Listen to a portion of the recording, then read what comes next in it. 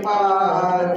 पुरानी के सिमरन मात्र से नाशत विघ्न अनंत, ताते सर्वे आरंभ में ध्यावत हैं सब संत।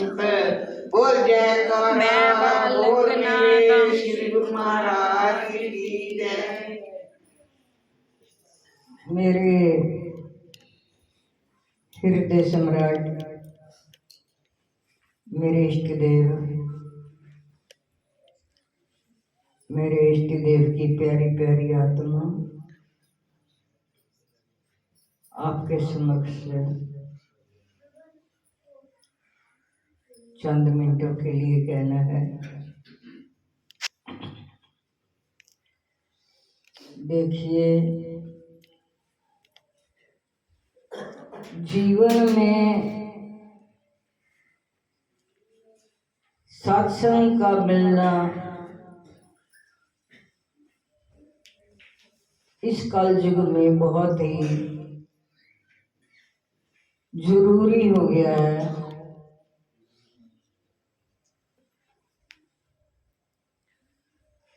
सत्संग एक ऐसा आईना है, इसको पंजाबी में शीशा भी बोलते हैं। जैसे आईने के सामने आने से अपना पूरा चेहरा नजर आ जाता है। चेहरे पर कोई दाग धब्बा लगा हो, उसको जल से साबुन से हम धुलाई करके अपने आप को साफ कर लेते हैं।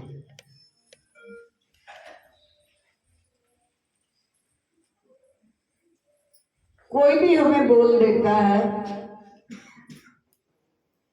बहन जी या भाई साहब जी, आप अपना चेहरा साफ करें, आपके चेहरे पर दाग लगा हुआ है, तो हम लोग कर लेते हैं। लेकिन सत्संग रूपी एक आईना ऐसा है जिसके सामने आकर पूरा हृदय का जो नक्शा है हर जीव को सामने पेश हो जाता है।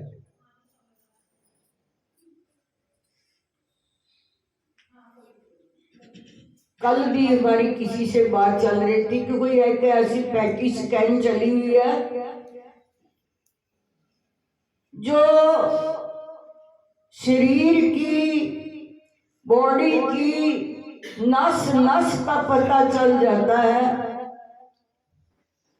किस नस में दोष है, किस नाड़ी में दोष है, उस स्कैन से पता चल जाता है। यदि सत्संग एक स्कैन चलती है, अगर वो सही मायने में सत्संग के सामने आ गया, सत्संग की भाषा को समझ लिया, पहले तो सत्संग का मतलब पता होना चाहिए। सत्य का संग, ये सत्य को भी दर्शाता है। हमारे हृदय के अंदर ये पारदर्शी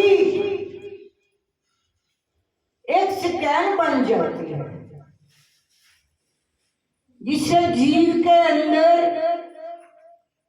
जो कुरीतियां होती हैं वो सब पता चल जाता है।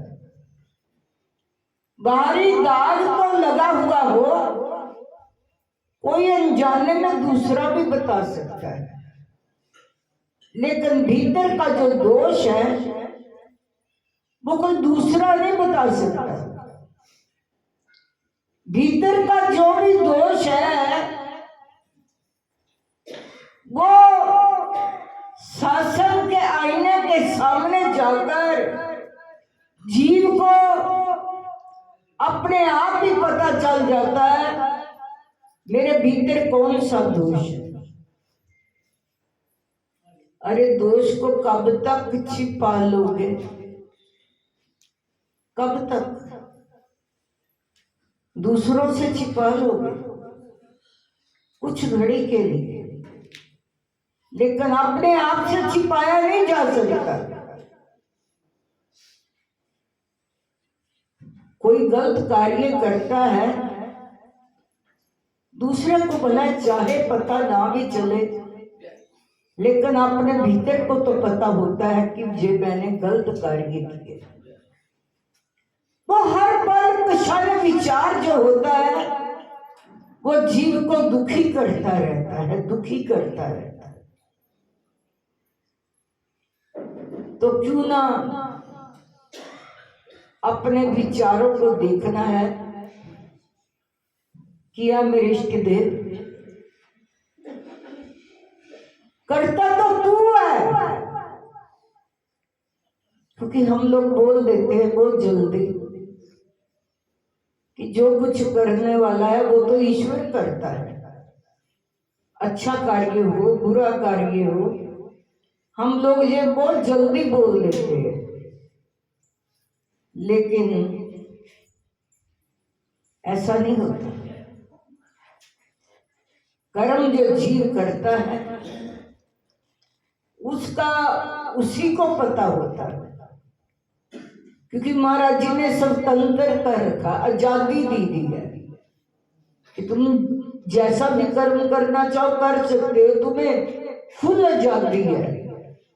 लेकिन उसके बाद देखना हमने है कौन सा कर्म करने से हम आनंद नहीं हो सकते हैं, कौन सा कर्म करने से हम दुखी हो सकते हैं, क्योंकि पल पल पछतावा तो भीतर रहता ही रहता है।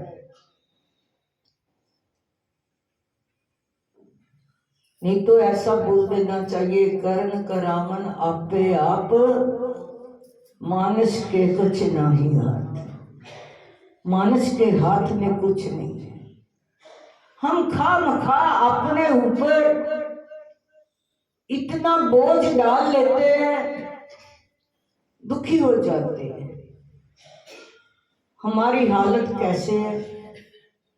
एक बार की बात है, गांव में अब तो शादियां भी नए नए तरीके से होती है, पहले ऐसा नहीं चलता था। गांव के लोग होते थे, शादी के बाद पत्नी जब मायके जाती है तो कुछ टाइम के लिए मायके में ही रहती है, उसके बाद उसको गोना कहा जाता था कि बेटी को शादी के बाद पहली बार अब ससुराल में भेजना है। तो जमाई साहब लेने के लिए गए, तब गाड़ियां नहीं होती थी, जा तो घोड़े पर सवार होकर, जा पैदल जाकर, नजदीक हो तो पैदल चले जाना। गांव नजदीक नजदीक ही होते थे, तो घोड़े पर सवार होकर जवाई साहब जा रहे हैं, पहली बार जा रहे हैं ससुराल में शादी के बाद। तो सभी के लिए कुछ ना कुछ गिफ्ट वगैरह लेकर जाते हैं, कुछ मिठाई के डब्बे लेकर जाते हैं और कुछ वस्त्र लेकर जाते हैं। जैसा जैसा जिसका रिवाज होता है वैसा वैसा करते हैं।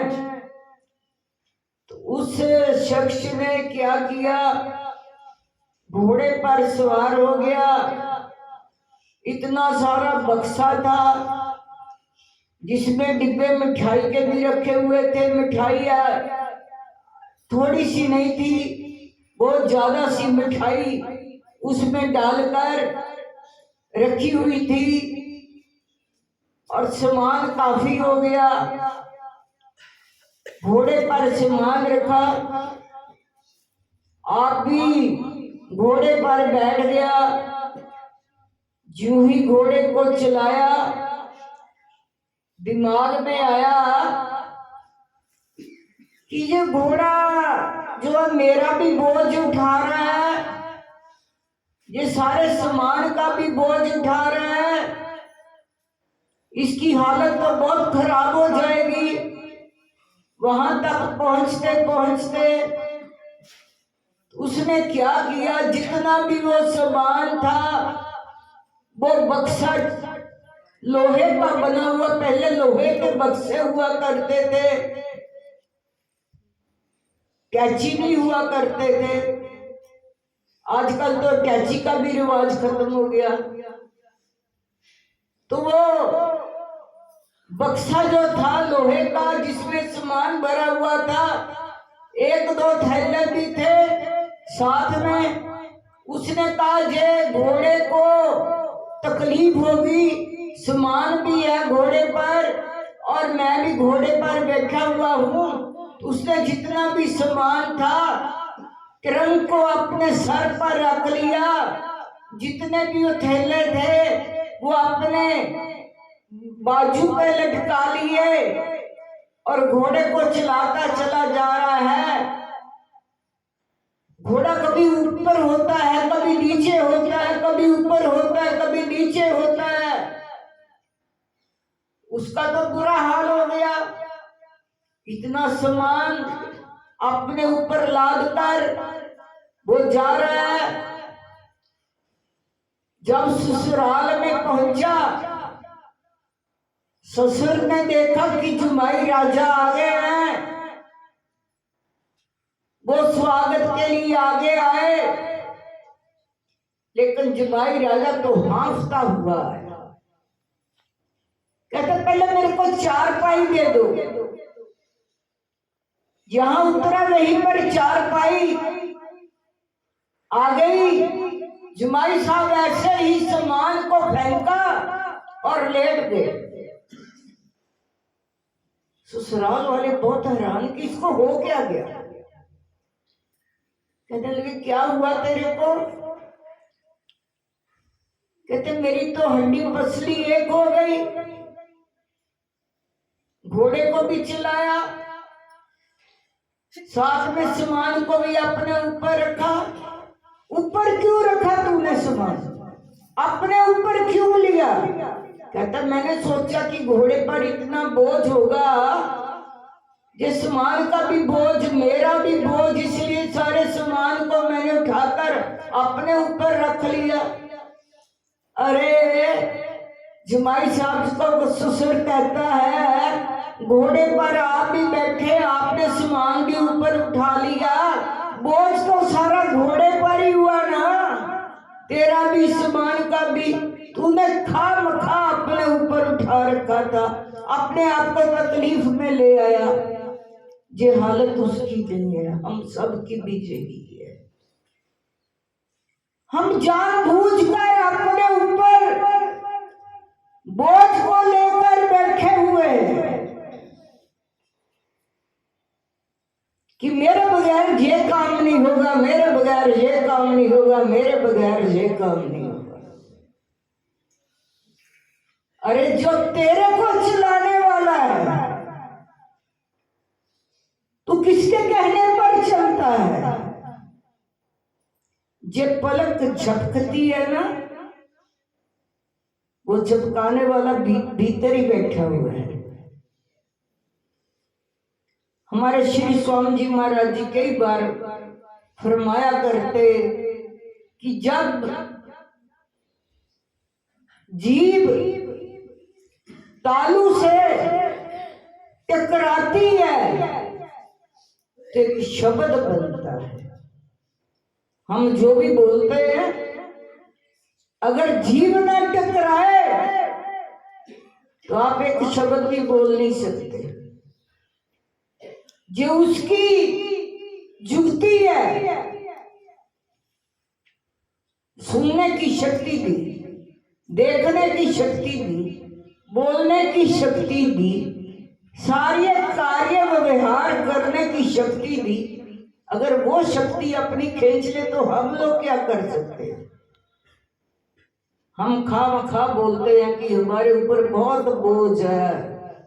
कई लोग मेरे को आकर भी बताते हैं, भाई जी हमारे ऊपर बहुत बोझ है। अरे बोझ काहे का? बोझ जो तेरा उठाने वाला है, तेरा बोझ भी वो ही उठाएगा अगर उस पर छोड़ दोगे। क्या कैसे? जैसे अर्जुन ने भगवान कृष्ण जी के हाथ में अपने जीवन की डोरी को पकड़ा दिया था। जिधर भी ले चलो मैं उधर ही चलूंगा, जिधर वो लेकर जाए उधर ही जाना चाहिए। अगर हमारी डोरी, हमने जो विश्वास कर रखा है, समझ रखा है कि मेरे जीवन की जो डोरी है वो परमात्मा के हाथ में है, वो किसी दूसरे के हाथ में नहीं है, उसको याद करना चाहिए। दूसरे लोगों को हम लोग याद करते करते मर जाएंगे, बोझ उठाते उठाते मर जाएंगे, क्या फायदा हुआ? उसकी याद में थोड़ा सा टाइम लगा लिया करो कि जिसने मुझे इतना कुछ दिया, ये सारा मेरी जिंदगी का जो भार है वो मेरे मालिक पर है, मेरे गुरुदेव पर है। मैं तो एक नाम मात्र हूँ, इसके आगे मेरी कोई औकात नहीं है।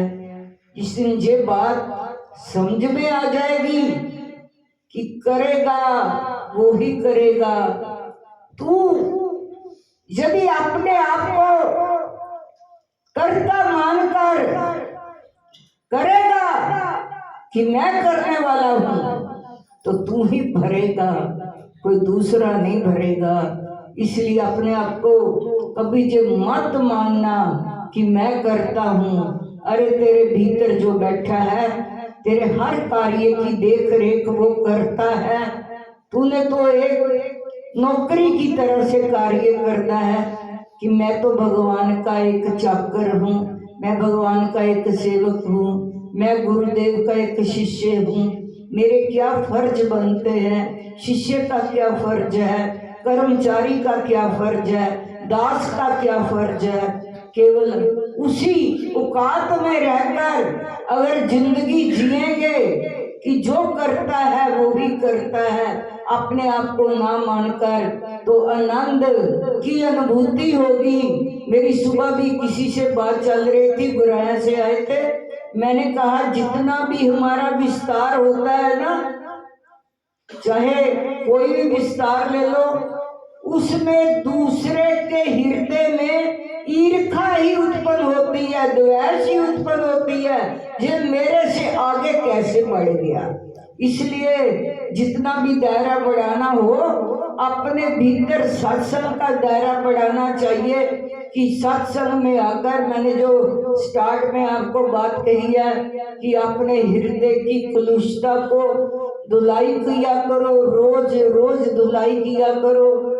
बाहरी चेहरे की तो जल से धुलाई होती है, हृदय की कलुषता की धुलाई जो होती है वो सत्संग में होती है।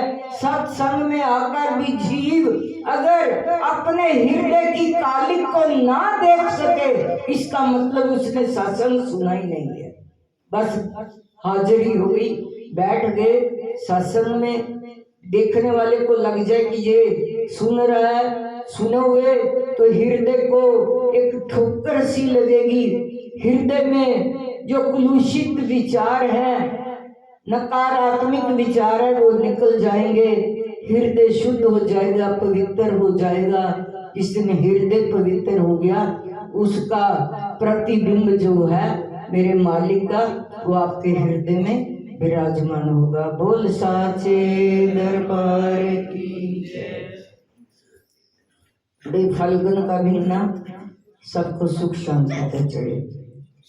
बाकी आपने सभी ने इश्तिहार सुना, और जो श्री स्वामी जी महाराज जी की तरफ से फगवाड़ा वासियों के ओर से साबन की सेवा लगी हुई है, वो साबन अपने अपने साथ लेकर जाना है। जो किसी कारणवश ना जा सके तो उसका साबन आश्रम में आ जाना चाहिए। और 26 हमने 25 को चले जाना है, 25 से पहले पहले पहुंचाना है। और 26 तारीख को शिवरात्रि महोत्सव है, जिसने भी जाना है 25 को भी जा सकता है, 26 को भी जा सकता है। तो सबसे प्रार्थना है गुरु महाराज जी के दरबार में सबको पहुंचना चाहिए। बोल साचे दरबार की जय। बोलो